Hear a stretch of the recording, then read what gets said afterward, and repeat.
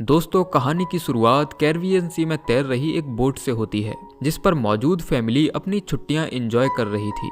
Boat पर Tom और उसकी वाइफ जूलियन अपने दोनों बच्चों कैसी और बेन के साथ थे। कैसी हेडफोन लगाकर म्यूजिक सुन रही थी, जबकि जॉन अपने बेटे बेन को फिशिंग करना सिखा रहा था। इसी दौरान जूलियन स्विमिंग करने के लिए पानी में कूद जाती है। वह तैरते हुए बोट से काफी दूर निकल जाती है। तभी उसे ऐसा महसूस होता है कि मानो उसे कोई अपनी तरफ खींच रहा हो। वह मदद के लिए टॉम को आवाज देती है, लेकिन जूलियन की आवाज उस तक नहीं पहुंच पाती और वह डूबने लगती है। इधर टॉम देखता है कि बोट पर लगी डिवाइस ने काम करना बंद कर दिया है। तभी उसका ध्यान अपनी पत्नी पर जाता है और जब वह उसे डूबते हुए देखता है तो जल्दी से बोट लेकर उसके नजदीक जाता है और पानी में कूदकर उसे बचा लेता है। जब वह उसे बोट पर वापस लेकर आता है तो सब लोग बहुत डरे हुए थे। जॉन कहता है कि मैंने पहले ही कहा था कि बोट से ज्यादा दूर मत जाना।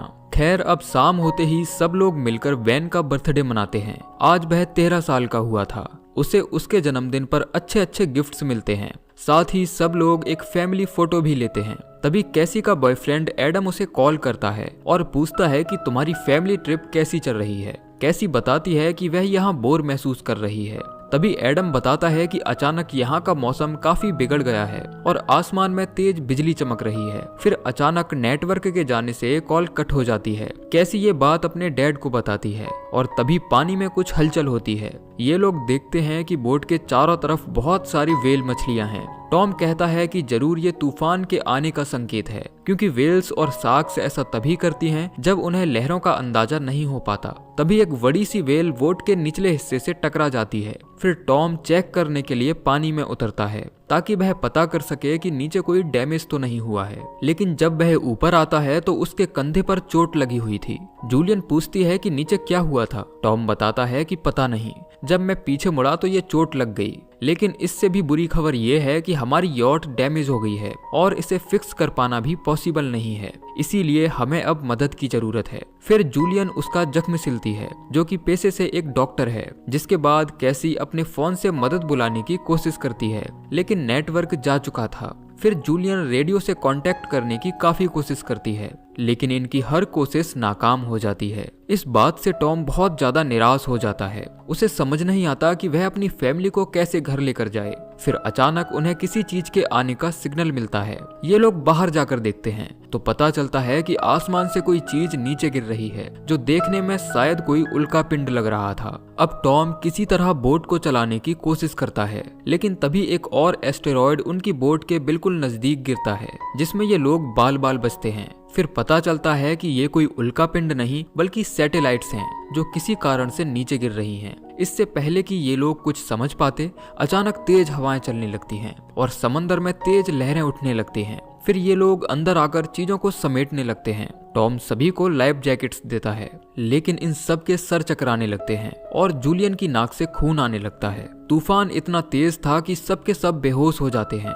अब अगली सुबह जब इन्हें होश आता है तो जूलियन देखती है कि उसका पूरा परिवार सुरक्षित है, लेकिन इनकी बोट पूरी तरह से टूट चुकी है। उसके अंदर मछलियां और बहुत सारी कीचड़ जमा हो गई थी। टॉम को कुछ समझ नहीं आता और जब ये लोग ऊपर जाकर देखते हैं तो पूरा नजारा बदला हुआ था। अचानक समंदर का सारा पानी कहीं गायब हो गया था और अब ये लोग एक बहुत ही विशाल डेजर्ट में थे। टॉम मैप और कंपास के जरिए इस पूरी घटना को समझने की कोशिश करता है और उसे पता चलता है कि धरती के दोनों पोल्स की डायरेक्शन बदल चुकी है। नॉर्थ पोल अब साउथ बन चुका था और साउथ पोल नॉर्थ, जिसकी वजह से समंदर का सारा पानी दूसरी तरफ शिफ्ट हो गया और इस बदलाव की वजह से बहुत सारे इंसान मारे जा चुके होंगे। ये सुनकर कैसी रोने लगती है, क्योंकि उसे एडम की चिंता हो रही थी। अब ये लोग भी इस डेजर्ट में फंस चुके थे, इसीलिए जूलियन सारा खाना इकट्ठा करने लगती है, जबकि टॉम अभी भी रेडियो से कांटेक्ट करने की कोशिश कर रहा था। उधर बैन एक ऊंची पहाड़ी पर जाकर बैलून्स बांधकर हवा में छोड़ देता है,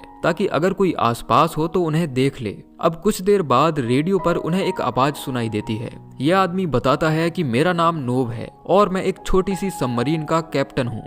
टॉम कहता है कि हमें तुम्हारी मदद चाहिए। नोब कहता है कि नहीं कर सकता, मैं भी तुम्हारी तरह फंस गया हूँ। टॉम पूछता है कि तुम्हारे अकॉर्डिंग क्या हुआ होगा। कैप्टन बताता है कि ये पोल्स के बदलने से हुआ है, लेकिन मेरी कैलकुलेशन के हिसाब से पोल्स 1 हफ्ते में अपनी जगह पर वापस आ जाएंगे और इस बार जो वेव्स आएंगी वो बेहद ही खतरनाक होंगी। जिसके बाद जूलियन अपने दोनों बच्चों को सामान पैक करने भेज देती है। टॉम पूछता है कि तुम्हारी सबमरीन में कितने लोगों की जगह है। नोब बताता है कि मेरा एक साथी मारा जा चुका है, इसीलिए अब इसके अंदर 3 लोग आ सकते हैं। टॉम कहता है कि ठीक है, तो मुझे तुम अपनी लोकेशन बता दो ताकि मैं अपने दोनों बच्चों को सबमरीन तक ला सकूं। जूलियन भी अपने बच्चों को बचाने के लिए कैप्टन से रिक्वेस्ट करती है, जिसके बाद कैप्टन उनकी बात मान लेता है और उन्हें अपने लॉक्स बता देता है। टॉम उन बताए गए कोऑर्डिनेट्स को चेक करता है और कहता है कि हम तुम्हारे पास लगभग 3 दिनों में पहुंच जाएंगे। टॉम अपनी पत्नी से कहता है कि हम कल सुबह निकलेंगे क्योंकि अपने बच्चों को बचाना ही हमारी पहली प्रायोरिटी है। इसीलिए ये दोनों बच्चों को नहीं बताते कि सबमरीन के अंदर केवल 2 लोगों की ही जगह है। अब ये लोग बोट में ही रुककर रात गुजारते हैं और सुबह होते ही जूलियन खाने पीने का सभी जरूरी सामान इकट्ठा करने लगती है। तभी टॉम की नजर बोट की तरफ आ रहे एक आदमी पर जाती है जो दिखने में बहुत ही अजीब लग रहा था और उसके साथ एक डॉग भी था। फिर टॉम बोट से नीचे उतरता है और पानी लेकर मदद के लिए उस आदमी की तरफ बढ़ता है। जब टॉम उसे पानी ऑफर करता है तो वह एक बार में ही सारा पानी पी जाता है। टॉम उस आदमी से बात करने की कोशिश करता है, लेकिन उसकी भाषा टॉम को समझ नहीं आती। फिर अचानक ये शख्स टॉम पर हमला करता है और चाकू मारकर उसकी जान ले लेता है।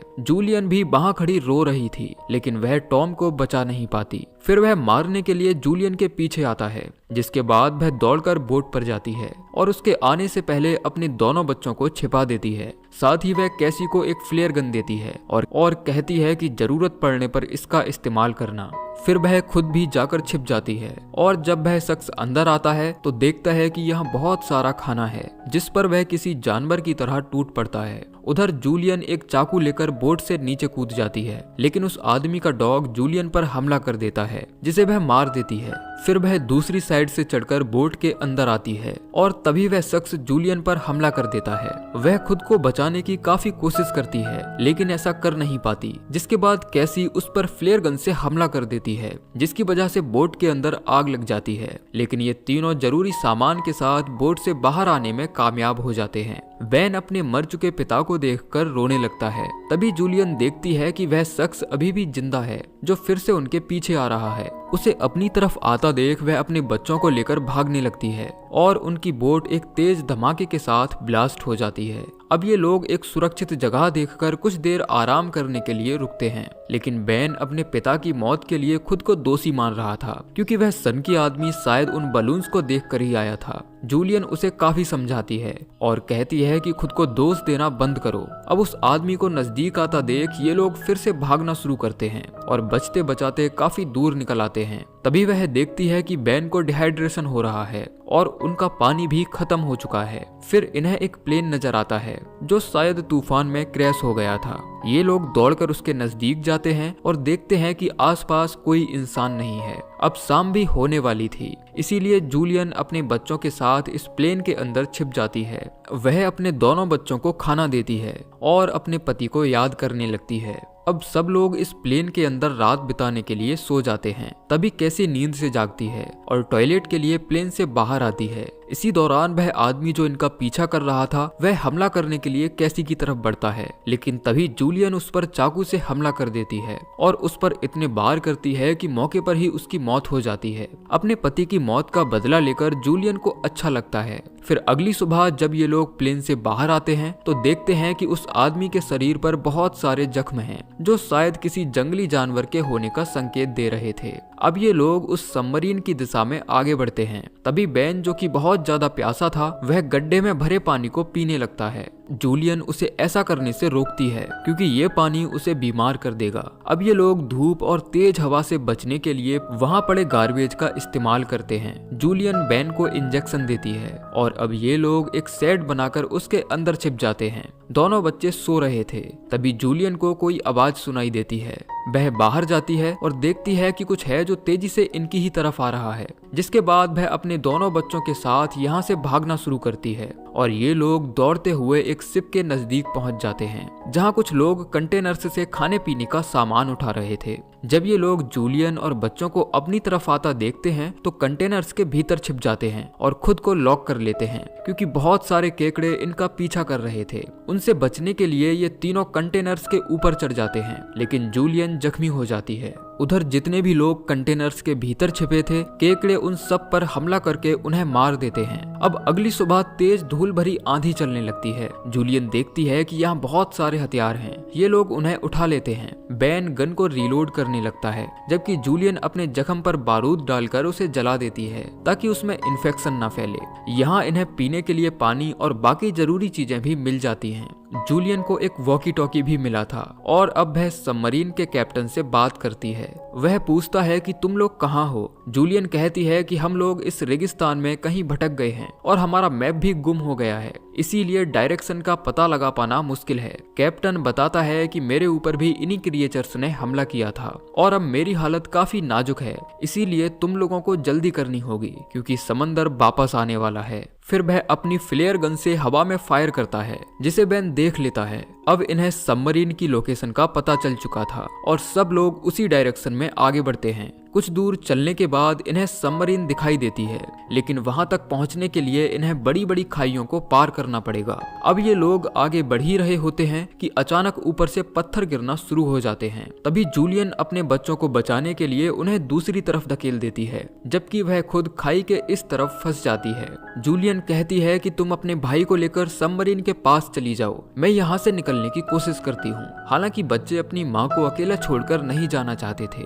लेकिन जूलियन के बार बार कहने पर कैसी अपने भाई बेन को लेकर आगे बढ़ जाती है। जब ये लोग सबमरीन के नजदीक पहुंचते हैं तो इन्हें नोम मिलता है, जो काफी जख्मी हालत में था। वह कहता है कि लगता है अब मेरा टाइम पूरा हो चुका है, इसीलिए सबमरीन में अब 3 लोगों की जगह है। ये सुनकर कैसी अपनी माँ को वापस लाने उसी खाई में जाती है जहाँ जूलियन खुद को उन क्रिएचर्स से बचा रही थी। कैसी उसे अपना हाथ देकर खाई से बाहर निकाल लेती है और अब सब लोग सबमरीन के पास इकट्ठा हो जाते हैं और इससे पहले कि क्रिएचर्स उन पर हमला करते, ये लोग सबमरीन के अंदर बंद हो जाते हैं। तभी इन्हें समंदर की बहुत बड़ी लहर आती दिखाई पड़ती है, यानी समंदर अपनी जगह फिर से वापस आ गया था। जिसके बाद सब लोग खुद को अच्छे से बांध लेते हैं और जैसे ही लहरें सबमरीन से टकराती हैं तो ये लोग बेहोश हो जाते हैं। होश आने पर जूलियन देखती है कि सब कुछ शांत हो चुका है और सबमरीन किनारे पर आ गई है। जब ये लोग बाहर आते हैं तो देखते हैं कि इनके सामने खंडहर बन चुका शहर है, जिसे इस तूफान ने पूरी तरह नष्ट कर दिया था। लेकिन खुशकिस्मती से ये लोग जिंदा बच गए थे और इसी के साथ ये मूवी एंड हो जाती है। तो दोस्तों, ये थी कहानी सर्वाइव मूवी की, जो जरूर आपको पसंद आई होगी। बाकी आप लोग हमें कमेंट करके बता सकते हैं। मिलते हैं अगली वीडियो में, तब तक के लिए जय श्री कृष्ण।